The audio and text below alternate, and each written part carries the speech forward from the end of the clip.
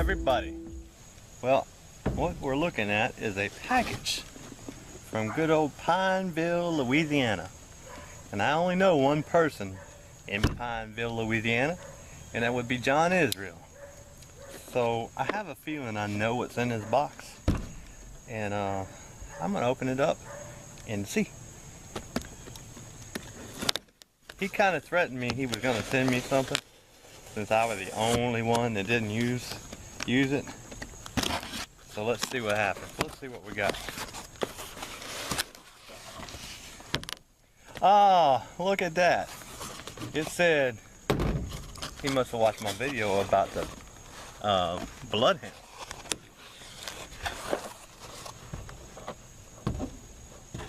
Let's see. Put the pump up sprayer away. The pump up sprayer stops here. That sounds familiar, about something about the your leak stops here, so I guess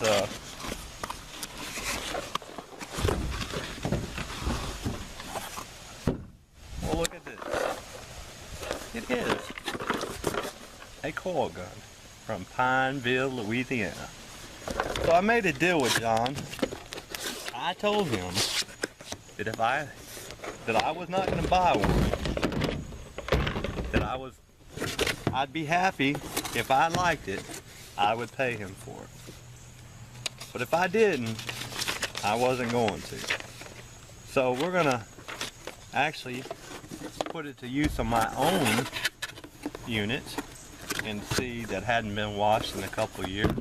And here I am, an air conditioning guy, and don't even wash my own stuff. But the truth is when you do this for a living, the last thing you want to do is work on your own.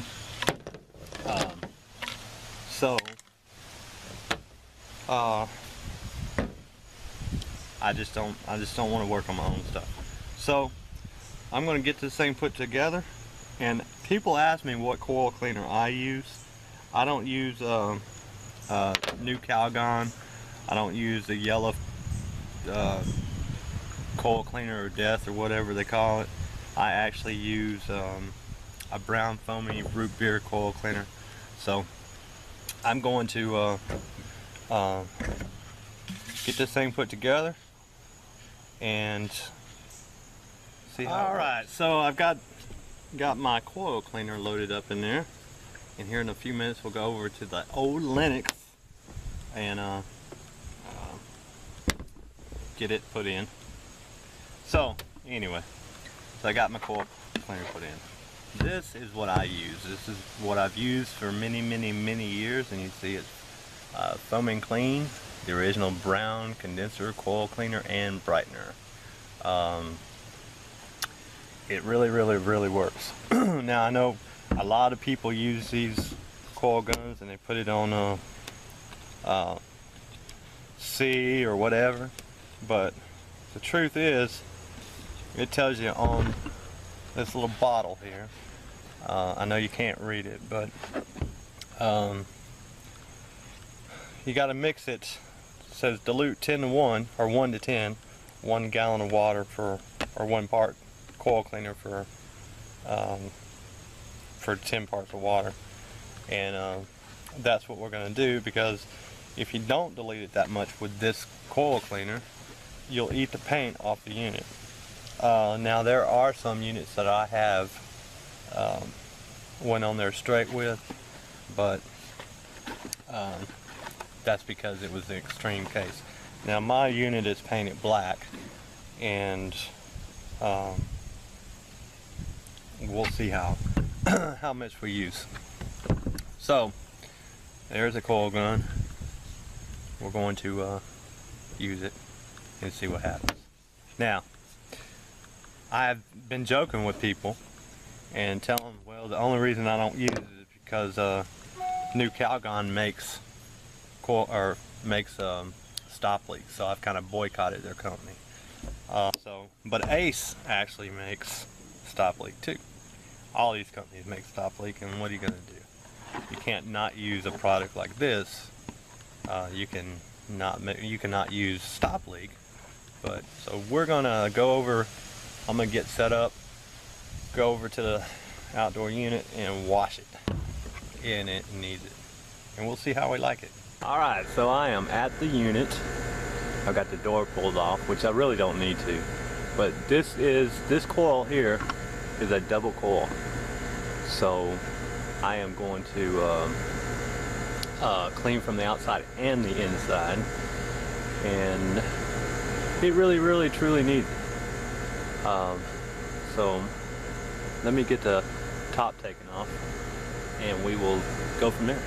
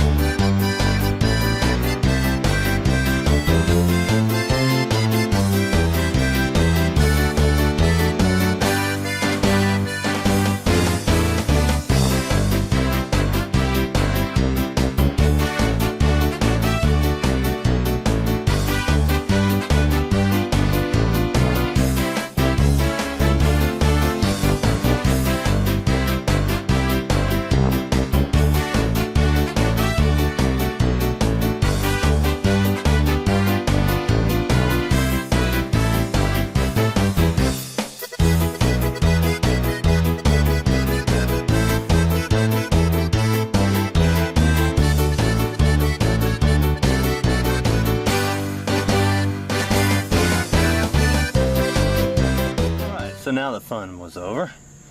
Fun. Alright, let me show you something. Lennox did not want us to take their units apart to clean the inside of the coil. Because as you see, you got a screw right there. And over here you got a screw right there. And that's supposed to, you got 2 screws over there and a couple screws on the side. Well, the problem with taking this screw and this screw out is, you see this right here? Well, that is like 2-sided tape. Let me tell you something about 2-sided tape. You're not gonna unstick it. So I wound up having to take that screw, that screw, that screw, that screw, that screw, that screw, and the power. I had to take the power apart off the contactor so I can get the top of the stupid thing off. And all I gotta do is say, way to go, Lennox. Why would you design a unit where you had to do that? Why? Just goes to show you, just because you have an engineer behind your name and you went to college, doesn't mean jack. When you engineer a piece of equipment that the service guy cannot get a part without an act of Congress, then there's a problem with that. But I can't complain, because this nice 3-ton 15 SEER 410 unit that I have at my house, I happened to be at Lennox one day and look what I did. I bent the top by trying to get this stupid thing apart. So I had to straighten that back out. But anyway, I got this unit for a very good deal. Let's say it was on clearance. 200 bucks I bought this unit for. And that was probably 5 years ago, 6 years ago, something like that. But yeah, 200 bucks. So anyway, I got the coil cleaned. I used the coil gun. We'll talk about that here in a few minutes. Alright, so y'all watch me wash my coil with the coil cleaner, or with the coil gun. You remember it was full when I started, and that was something I was kind of dreading about using it, was I was going to use a lot more coil cleaner in this than I was going to out of my pump up sprayer. I love my pump up sprayer. I've been using it for 20 years. And I will use this, and once again, thanks John for sending it to me. I will continue to use it, but I'm going to continue to use my pump up sprayer. I love it. I like the coil gun, love the pump up sprayer. Alright, so y'all have all watched me wash the coil, my condenser with the coil gun. I like it. It does a good job. It just uses a lot of coil cleaner. If y'all remember, oh, the phone's ringing. Well, look who it is. John Israel. John, are you there? Yeah, what's up? Dude, I'm doing a video about the coil gun. I'm doing the review of it after I've washed my condenser. Well? What's the news? Well, I like the coil gun. It does really good. It does a lot of coverage, but it uses a ton of coil cleaner, my friend. It uses a lot of cleaner. It uses more cleaner, but hey, I tell you what though, it does a really good job. I know. I like my pump up sprayer, John. I do. I'm gonna use it, and I appreciate you sending it to me. Oh, no problem. Because I will continue to use it, but I'm gonna continue to use my pump up too. Yeah, you'll get used to it, man. You get you one of those really dirty condensers. Right. And you take out the coil gun, and I mean it'll make that sucker shine. Cool. Well, we'll see what happens. I'm not using. I don't know what coil cleaner. What coil cleaner do you use? Most of the time I use the, I'm in between two right now. The new Calgon, the new bright, the blue one. Right. And then new Calgon's got a yellow one out called a foaming cleaner. Right. I'll have to put it up on one of my videos. That's that yellow dust. Right? Yeah, it's yellow. And I use the yellow new Calgon in the coil gun, and it does really well. Well, I tell you what. Next time you go buy some, have you ever seen the Ace Foaming Clean? It's brown. No, but I've heard of it. I call it root beer. And a lot of times on the ticket, on the invoice, it will say root beer when I buy it. It'll say root beer on the invoice. So I showed it in the beginning of this video. Oh, by the way, John, you're on video. You know that, right? Yeah, I've kind of figured that. Okay, yeah. So anyway, in the beginning I showed the brand I use. It's Ace Foaming Clean. Yeah, I've heard of it. Try it in your coil gun and see what you think. Okay, I'll do that. Hey, look, I'm kind of boycotting new Calgon because they make stop leak, my friend. Oh, yeah, I know, man. They do make stop leak, but I mean, I've been using their coil cleaner for a long time, and it does a good job, but I don't know. They got some Diversitech cleaner. That's over here where I buy all my stuff, and it does okay, but the new Calgon does do a lot better. Right, right. I've just been using a foam and clean for so long. I know what it does, and so that's what I use. And you know what? It may be even. It's not. I don't use it because of price neither. I don't even know how much I pay for the stuff. Hell, I may pay $25 a gallon for that stuff, as far as I know. I never look at the invoice when I buy it. But I use it, and it works good for me. So that's what I'm going to continue to use. You know, it's just like some people use Pennzoil, some people use Quaker State, and some people use Haviland. They just prefer different brands over one another, and I guess it's not going to change in our world neither. No, I guess not. So. All right. Well, look here, YouTube. Don't let Ralph here discourage all the coil gun. Oh hell, my words don't mean nothing. They're going to do what they want to do anyway. No, so. It's a good tool though, man. I think that if you just a lot of people didn't know how they feel about it, but I think once you use it a few more times, you gotta get you one that's really dirty. Well, really dirty. John, try it out. My coil is a double coil. You'll see it in the video, but it's a double coil, and I haven't washed it for probably like 3 years. Right. So mine was it wasn't caked like some of these 9-year-old condensers we go to, but it was dirty. I mean, I'm like the painter's house that needs to be painted. You know, the last thing I want to do is work on my own air conditioner. Yeah. You see, y'all hear that, YouTube?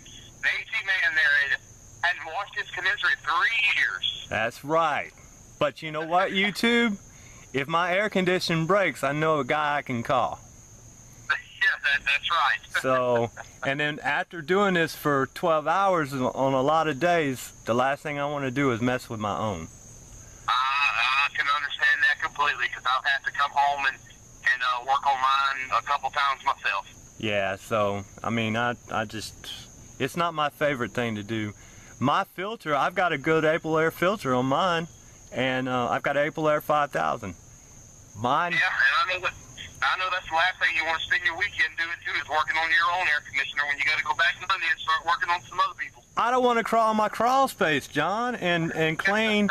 I don't want to crawl in my crawl space, grab my 5000 filter sleeve, bring it outside, clean it up. So mine the last one probably went 18 months.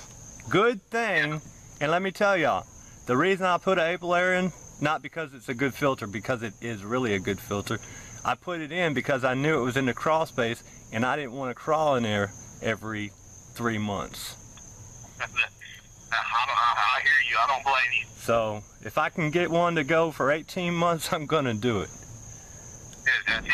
So, but that's me, you know. I don't mind working on my own stuff if I had to, but I wouldn't suggest anybody else go that long with one. So anyway, that's why I always say, John, if people treat their stuff better than they would their own, like doing installs or repairs or something like that, right, then our customers would be a lot happier with the stuff that we do. Because right. Just because I wait 18 months to change my own filter doesn't mean I'm going to let a customer go that long before they change theirs.